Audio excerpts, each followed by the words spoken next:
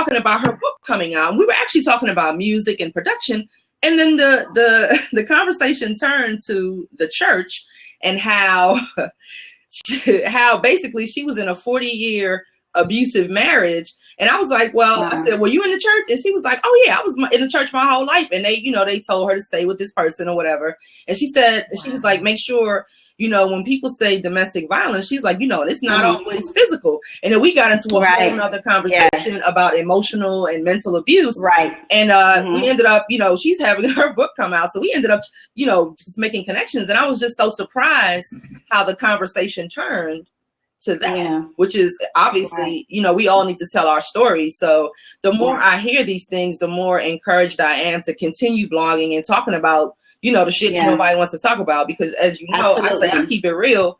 I have no problem mincing words about, what happens in the church or whatever. All these, I post a lot of stories on Facebook about, like this morning I saw about some man that took some little girl when she was on her way to the bathroom at the church and raped her. Yeah. Like a black man in the black church. In the church. Yeah. In the church. And I mean, I have family members that are very free in the church. You know what I mean? They feel like it's safe.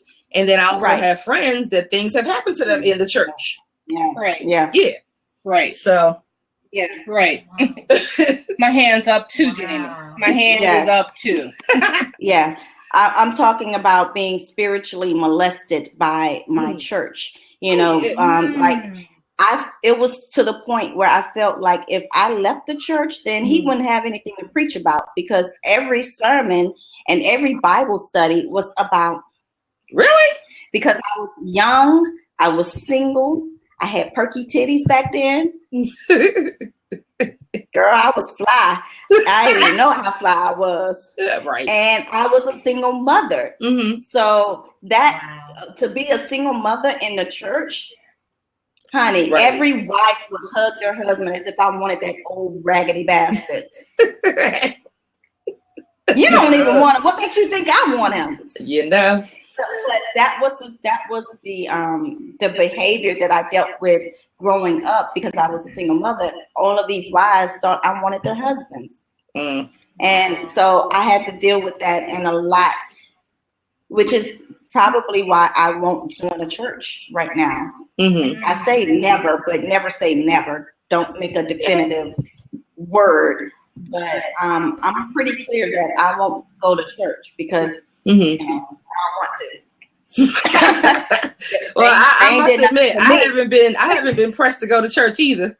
So I'll be watching church online after I have my last experience. You know what? I'm good. I say that your relationship with God is simply that. It's relationship. And I wrote a blog about relationship versus religionship. Yeah. Wow. People ask me all the time, what's your religion? And my response is, I'm not religious. Right. I believe in God. I love God. And that's that. I have faith in God, but I am not a religious person. So don't call me a Christian. Don't call me a Muslim. Don't call me whatever religion whatever religious organization that you want to belong to. Fine.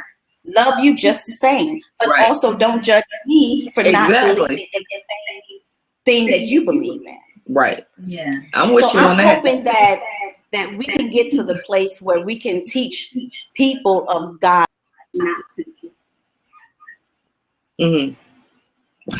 Stop. What happened? It's buffering. What happened, girl? Not to judge other people's. Okay. That's what I would like to start. I see you. Okay. You had stopped. Your joint was buffering. Oh, okay. Was my lips on fleek though? It was on fleek on pause though. It was on fleek though. That's the conversation. And you know what? I want to apologize to those who are watching and those who will see the replay. I forgot to press record, Laura Shay, at the beginning. So everything I said. That's why it's live, girl. That's why you gotta be here. Live, because you may not get a replay. I forgot to hit record. So I can recap real quick, but I can recap real quick. It's okay. Let's just keep going. What I said, so you just missed it. Did you record it? It just keep going. So I forgot to record. I think this requires us to do another night this week. I forgot to hit record. It's recording now. And she just stopped. Is everybody there? This is so live and so ratchet. I love lab. You said ratchet. Great. I love that. Like it's freezing up on me. It's freezing. It's freezing up. Freezing. Yeah, it's freezing. Yeah, it's freezing. Okay, so Juan and Larshay are on. But we can hear you. Audio only. Okay, good. Audio only. So everyone can see me, but they can't see you guys. Okay. Yeah. I can see you. See me? I can see you on the app. So no one can see Juan or Larshay. Oh, really? You can't see me? Hey, Johnny, why don't you say something to more? Okay. More. Tell us about you, Johnny. Who is you, girl? Well, hey. I joined tonight because I was very interested in hearing what you have to say, and especially about spirituality and religion. Yeah. I mean, I myself have chosen not to go to church, but to watch church because I need that relationship with God, and I need to continue to build that relationship with God, but without all of the religiosity around it. Oh, look at you using it, girl. I can't religiosity. I have a question. Yes. I have a question.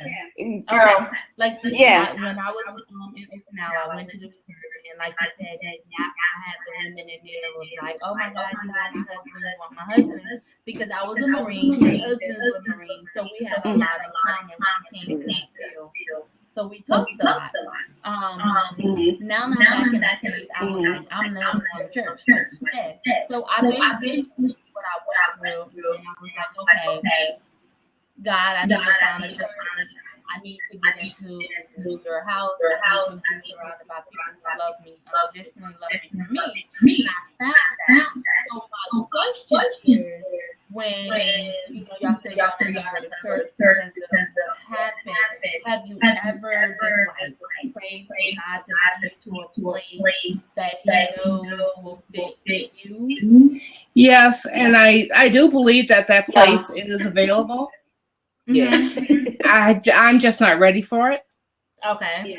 And I think that when I'm ready, He'll have that place for me. Okay. And He will also make me ready. Yeah. Amen. He will heal me to that point where that I am ready. I'm going through a healing process. Yeah. Okay. Where I'm no longer, there will be a time where I'm no longer afraid of Christians. Okay. Wow. You know. That's powerful that she just said that. Let me get some props on that one. That's good. Maybe Christians are still hurt. So because they're still hurt, they're hurting others and not realizing in the name of Jesus. Okay, wait. No. I wanted to say on the church thing. Okay, let me answer that question first. Say it again. Yeah. I wanted to answer Larshay on her piece because I wanted to answer her after you answer. Yeah, but don't let everybody go in. Don't let everybody go in. My answer. I know that. But let me. My answer to that question, Larshay, is no. I'm not asking God to. I'm not looking for a place to go to fellowship or a church to go to. I'm just not convinced. I need to go to church. I need to go to church in order to be saved. And the reason why I'm not going to church, or I choose not, because let me tell you, it's a choice for me. If I felt like God was in the church and that's the only way I'm gonna go to heaven, I'll be at church every Sunday, even all the hell. But I don't believe that it's a personal relationship. I believe that it's a personal relationship with God. And I do believe, and this is what I teach in my program, is that God speaks to the heart of man. And so I don't have to be in a building of 4 walls for God to speak to me. So my prayer is not for him to find a church for me, but to be the church in me. I am the church. I am the church. So where I go, I portray my relationship with my God. Definitely. So that's all I gotta say. Well, okay. In my case, I have prayed, and every place that I've been, every church that I've been to, I know God has led me there at different points in my life for what I needed. I'm the kind of person that I watch televangelists and stuff, but at one point I felt like I needed the covering of at least people that were praying for me while I was going through whatever. And I get that from church. So that it just made me disciplined and really trying to read my word and having a plan of action. But as far as going to the church, like now at this point in my life, I feel like I don't need to go to church. And as a matter of fact, I started doing meditation and Reiki like a few years ago. And I have my sessions right here in this is my little office, my little prayer room right here. And I feel when I come out of my session, I've talked to God. I feel like I've been at church, you know what I'm saying? And I'm like I try to live my life in such a way that, I believe in God. Like, that's what you think about me when you meet me or whatever. So, and I think at some point, maybe I will. We did come up on a church in DC that is, as they say, affirming. And it's also, it's what I'm familiar with, a black church, a Baptist church. They got the good singing. They got the good word, Okay. Are you gonna be in there all day? Are you gonna be in there all day? No. Well, see, no, and that's my other reason for not going. You get me an hour and a half, 2 maybe tops. But I need brunch on Sunday, so I don't be playing. But yeah. But no, I like the fellowship or whatever. And I do believe I like to be around like-minded people. But I was talking to a couple of friends, and I think I'm going to actually start a Bible study at my house because I'm that person that likes to read the Bible. I like to study, but I need the motivation of others to kind of have a consistent plan. Yeah. I do it, like I said, when I do it in the morning. But it would be fun, I think, to talk to other people like ourselves, who we all trying to figure out, the word for ourselves instead of relying on ministers who don't necessarily have our best interests at heart. Absolutely. So speaking of ministers, I'm here with my minister ex-husband, and he's listening in on our conversation because that's what preachers do. And so he gave me the word. So I guess I'm coming to you from the book of Levi. Because he wants me to read this. It says, rejecting the reality of our past doesn't mean the absence of our pain. Rejection only delays. Ooh, I like this. This is deep. I'm going to read it again. Rejection only delays the process for healing. Don't give up the fight. Your life, your fight, your victory. Amen. Okay. Amen. And let the church doors close. No, we're gonna open the doors of the church as they say. When it's time to the offering. I know that's right. Debit cards. PayPal. We take PayPal. Right, PayPal.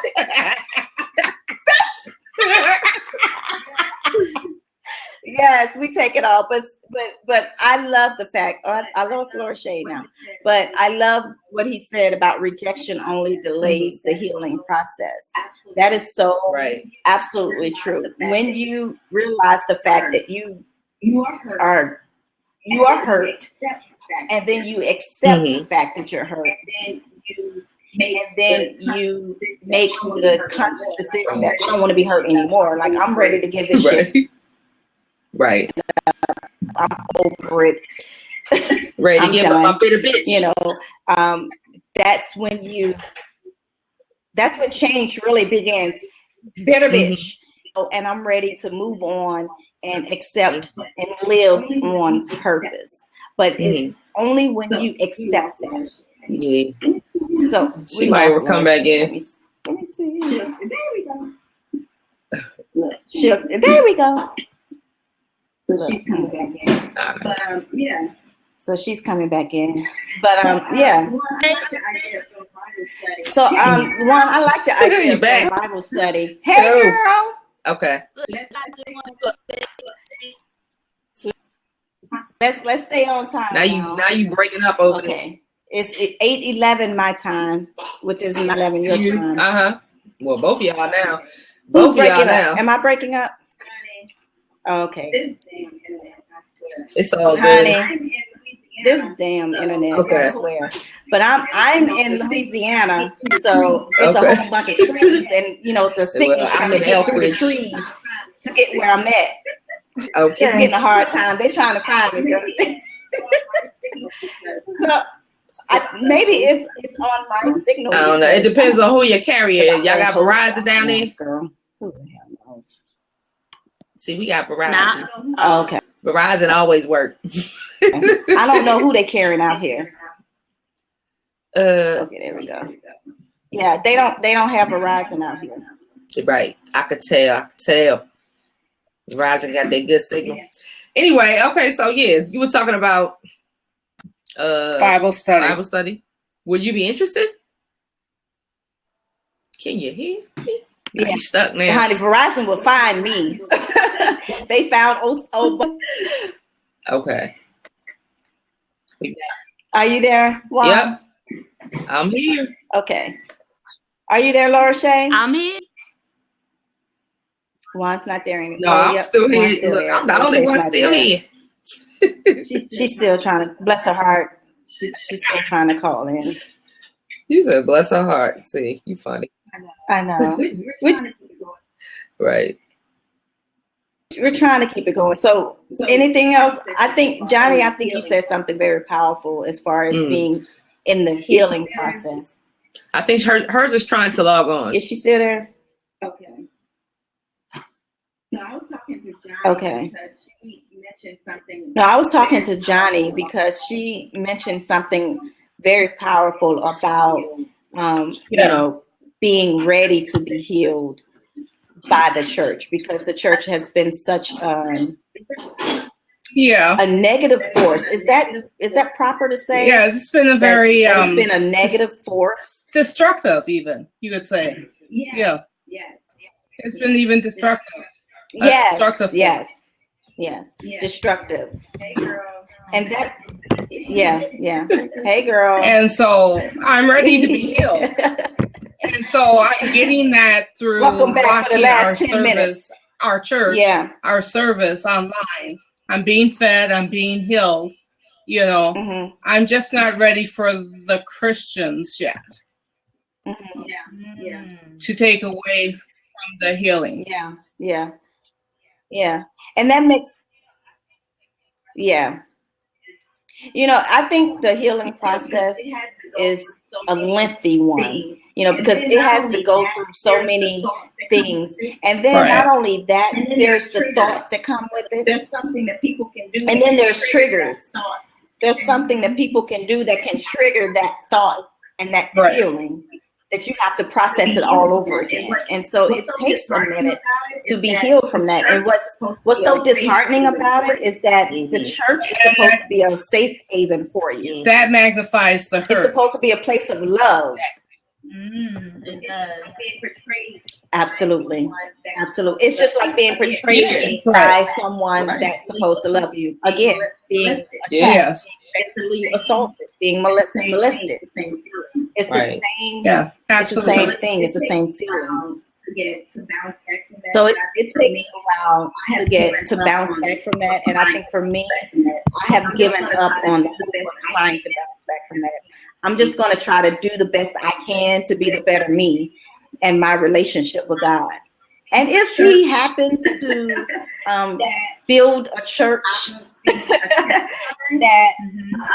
I won't be. Well, the thing is, as crazy as it is, I still love the church. Okay. And because I love God, I love God's people. I love them from a distance. So, you know, and I pray for them. I will do for them. Yeah.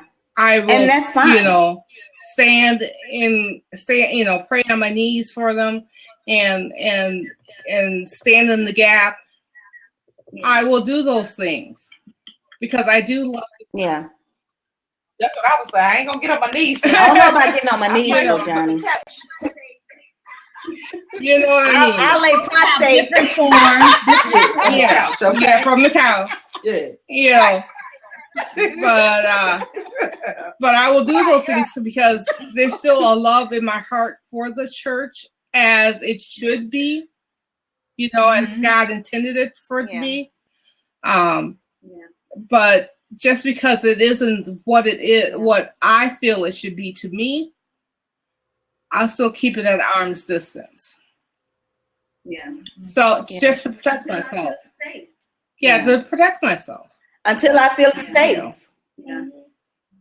And I know that's why we need Bible study because you know. But I still need Bible study. You know, we still want to read the word. We just ain't trying to be, you know, messing with the bullshit, all the pomp and circumstance.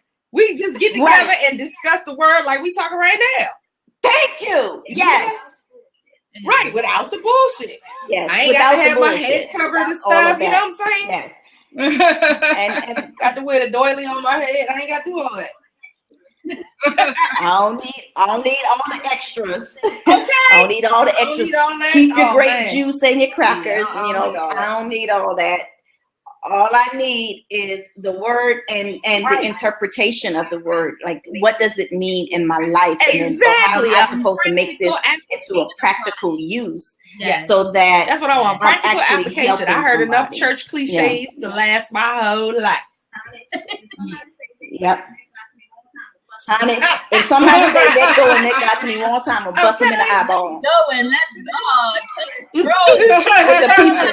with a piece of licorice. You know what? I think, not even think, just because of the way our ancestors was raised, that's how they know. And as we see, the generation is now a why generation. They want to know why. Yeah. They want to know why. We should how can we apply this to our life? And because the old generation and the new generation is clashing, there's no middle. So you do this way or you do this way, and either way is wrong. Right. But either way is working, so they have to find a medium to it, and that's why you see a lot of these. Like non-denominational, more hip hop, more. I love Preachers of Atlanta. I don't know about y'all. Who? It's Preachers of Atlanta. Oh, yeah, I was watching that the other day. Because I love it because they ratchet. They are, yeah. I like how real they are. I love it because they ratchet. They're what? I said radical. I said radical. But that's what I like about it. Leandria Johnson, ratchet. Yes, but let me tell you, she is bringing people to God because she is meeting them where they are. She's not right. And that's why I love her. I love that. Look, she calls her church imperfect people. You know what I'm saying? That's what we are. Imperfect people changing. I like that. Yeah. If she like that. Meeting where they are. And then some people questioning her message, but like she said, they're going to do what they're going to do regardless. So it's up to me to meet them where they are. Get comfortable, then tell them the word. You can't tell nobody the word if you don't know them or know their situation. Exactly. It's like a bye, Felicia. Yeah. I mean, I know what keeps me from being judgmental. I swear, every time I might have a thought to judge somebody, I swear God be popping into my mind the time that I did some shit just like that back in the day. So I don't even when the thoughts come, I be like, nope. You know what I'm saying? So I know to meet people where they are because I've done a lot of shit. So I can relate to a lot of shit. So I'm not going to necessarily judge people, you know? Mm-hmm. So, and I worked hard on that. It's not like you know, that can't be overnight too. Because like you said, hurt people. So one of my things is I want to feel better than you because I already feel bad about myself. Yeah. But I want to look at you and be like, well, shit, at least I ain't do that. So you know, but I can't do that anymore. But you know, but that's the natural state of mind that I had. So right. Wow, that's good. And I mean, that's just what we need. I love the art. Like, I'm Pastor Clay. His whole church is in a club, and he rapping the whole time. Like, you know, they do rap music. What's his name? Not Canton Jones. He's on Preachers of Atlanta. Right, you're not talking about Canton Jones, are you? He's rapping. Yeah, he got the rap. Is that the one that's? I was liking Canton Jones. I used to until I saw that last episode where he was all ignorant on the gay stuff. I was like, nah, I can't watch you know about. I mean, but I like his. I like his. I didn't watch it. What did he say? Watch that last episode. No, I think that the episode is coming up because one of the preachers. First of all, one of his father is Eddie Long's daddy is gay for real under down low, but he ain't saying nothing about that on the show. Right? Okay, Bishop Eddie. Well, so is Eddie.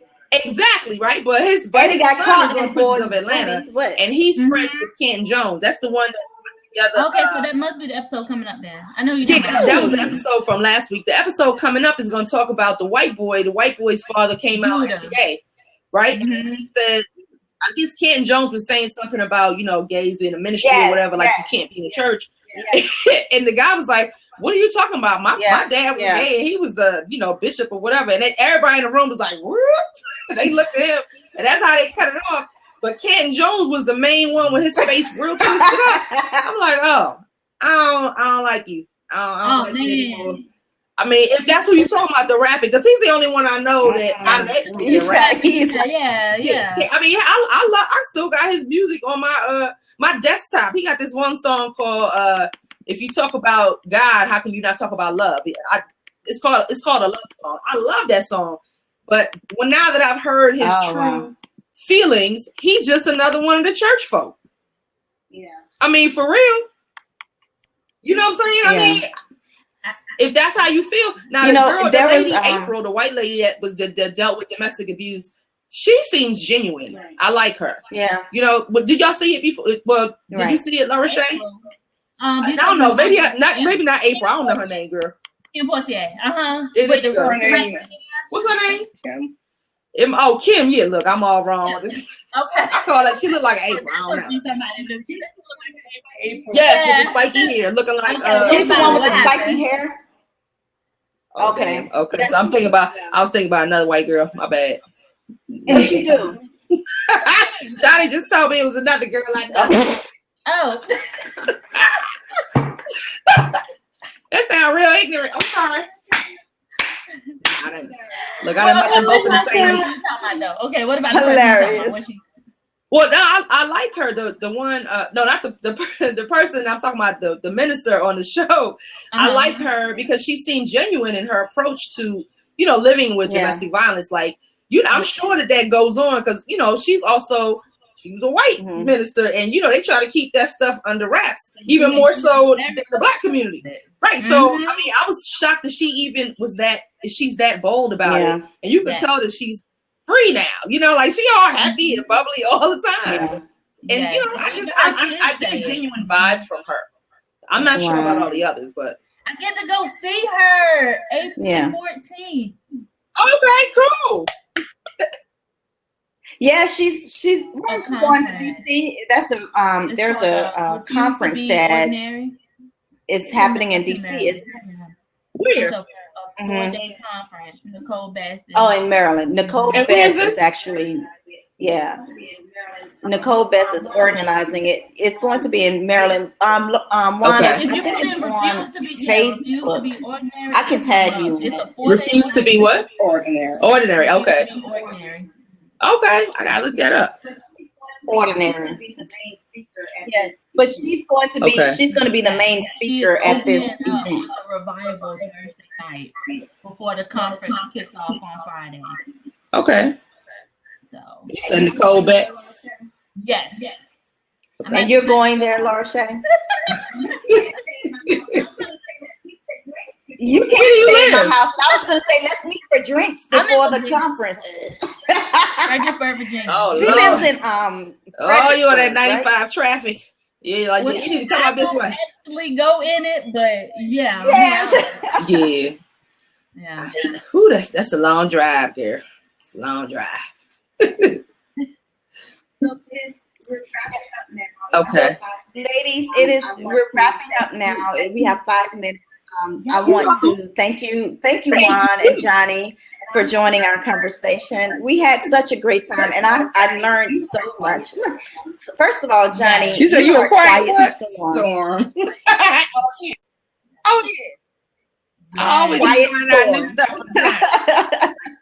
Yeah, you said some very powerful stuff tonight. So thank you, Johnny, for joining us, and thank you for sharing your wisdom with us and your heart, because your heart is so pure. And I've always known that, but thank you for coming out of your comfort zone. Thank you. And sharing with us tonight. It was my pleasure. Yay! It could be the drug. This Vicodin is very nice.